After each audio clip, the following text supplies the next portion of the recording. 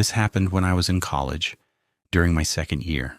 I lived off campus with two roommates, and we all had different schedules. Most nights I was home alone. One evening I got a Snapchat from my friend Emily. It was strange right away because the snap was completely black. No caption, no text. I replied with, she opened it instantly and sent another snap. This one was also black, but this time there was text. Do you hear that too? I assumed she was messing around, so I typed, hear what? A few seconds later she replied, someone walking upstairs. That made me pause. Emily lived in a one-story apartment. I sent, what do you mean, upstairs? She didn't respond. Instead, she sent a snap.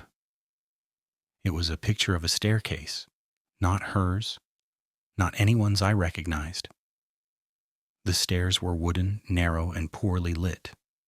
The picture looked like it had been taken in a hurry, slightly tilted like the person holding the phone was trying not to be seen.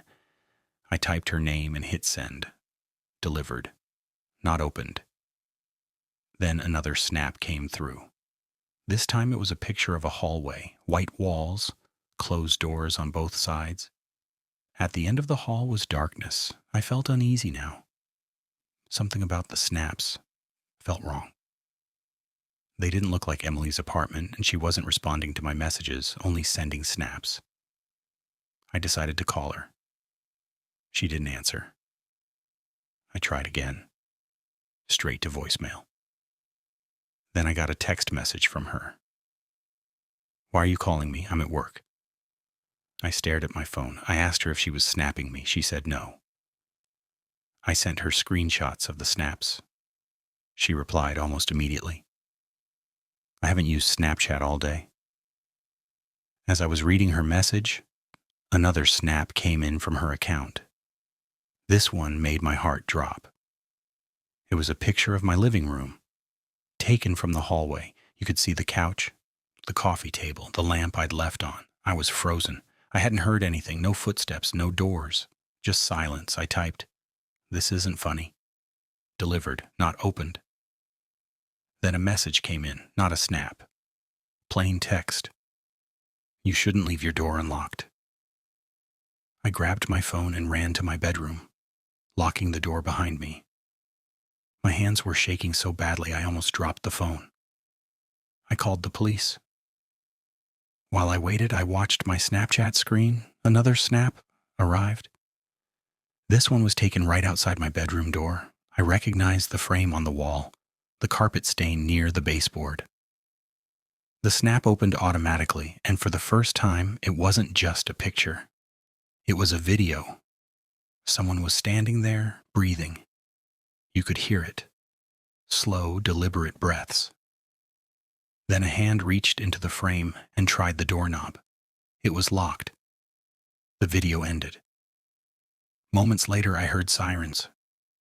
Heavy footsteps ran down the hallway, followed by the sound of the front door opening and slamming shut. The police never found anyone. Emily changed her passwords that night. So did I. The officers said it was likely someone who knew her login information. Maybe an ex. Maybe someone who'd watched us for a while. But there's one detail I never told them. Every snap was sent. None of them were ever opened. Which means whoever was inside my apartment didn't need to see my reactions. They already knew exactly where I was.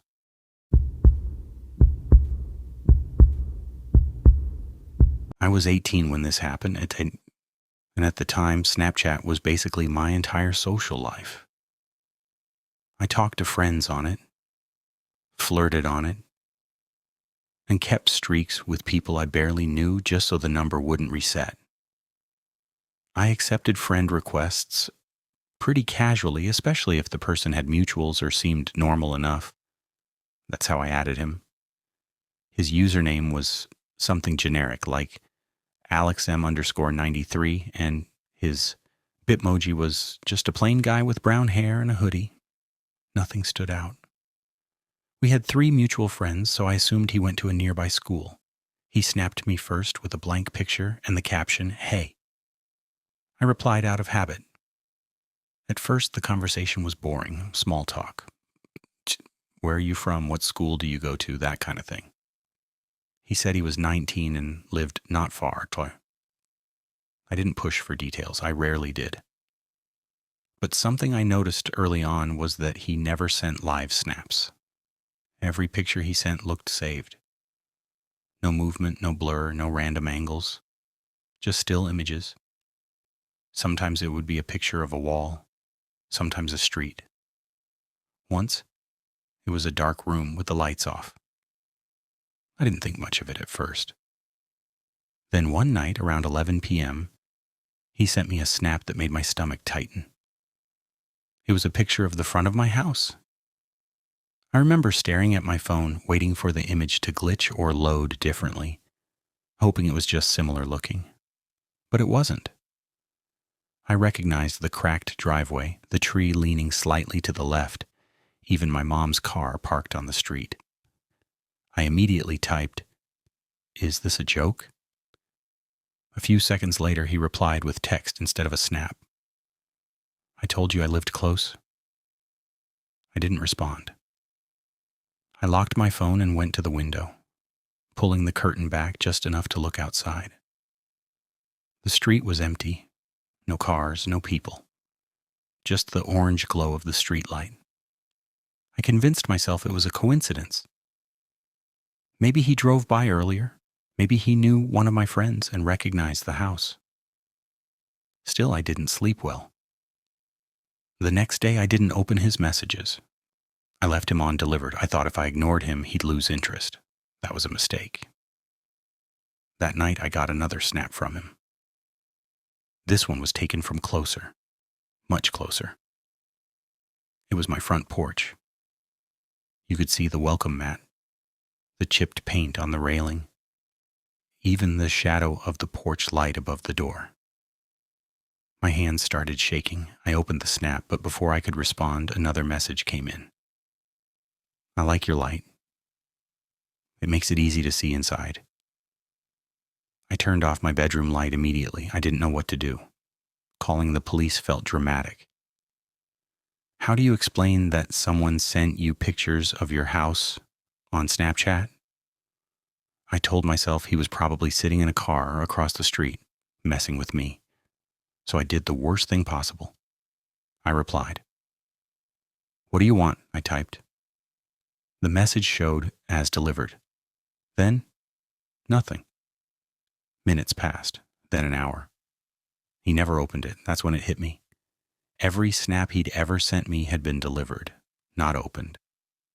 He never opened my snaps either. He was sending everything without ever viewing what I sent.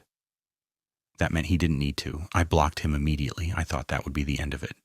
It wasn't. The next morning, I woke up to a notification from an unknown account. Different username. No Bitmoji, no mutuals. The snap was already expired, but the caption remained. "Blocking doesn't make you invisible." I felt sick. I changed my privacy settings, friends only, disabled Snap Map completely. I told my parents everything, and my dad checked the cameras we had on the front of the house. There was nothing, no cars, no people, no movement. For a few days, nothing else happened. I started to relax, telling myself it was over. Then one night I got curious. I unblocked his original account. The chat history was gone, but his profile was still there. Same Bitmoji, same username. And under his Snap score, I noticed something that made my blood run cold. His Snap Map location was again pinned exactly on my house. I blocked him again and deleted Snapchat entirely. That was 2 years ago. I've never reinstalled the app. And sometimes late at night, I still wonder how many pictures of me he already had, without ever needing to open a single snap.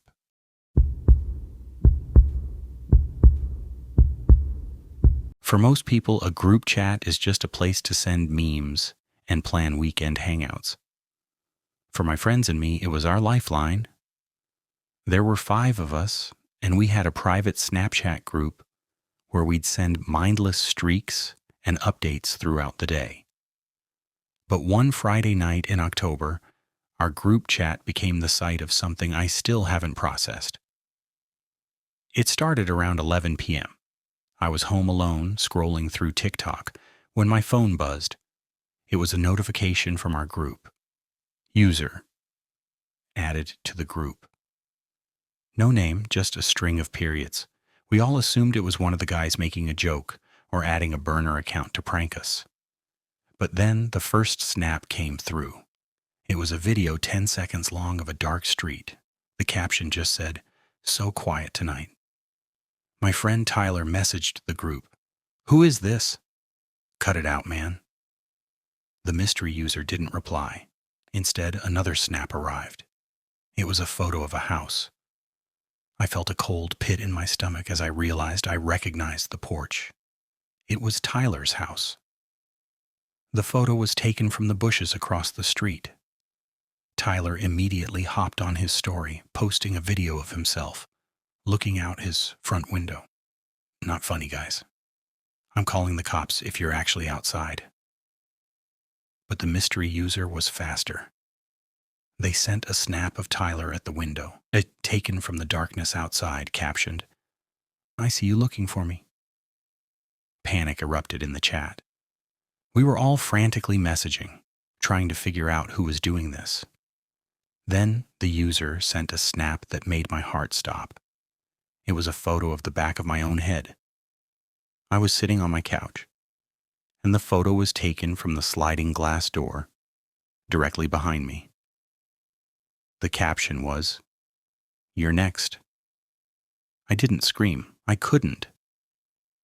I dropped my phone and dove onto the floor, crawling toward the kitchen where we kept the heavy knives. As I reached the counter, my phone buzzed again. Another snap. I didn't want to look, but I had to know where they were. It was a photo of my front door taken from the inside of my hallway. They were already in the house. The caption read, "Let's play hide and seek." I didn't wait. I grabbed my car keys from the counter, bolted out the back door, and sprinted to my car. I didn't even look back. I drove straight to the police station, my hands shaking so hard I could barely steer. When the police searched my house, they found the back door unlocked. In the middle of my living room floor, they found a single, old-fashioned Polaroid camera and a pile of printed photos of me sleeping from the night before. The Snapchat account was traced to a burner phone found in the woods behind my house. To this day, the police never found the person. I deleted Snapchat that night. I still get a chill every time I hear that specific notification sound, wondering if someone is just waiting for me to open another snap.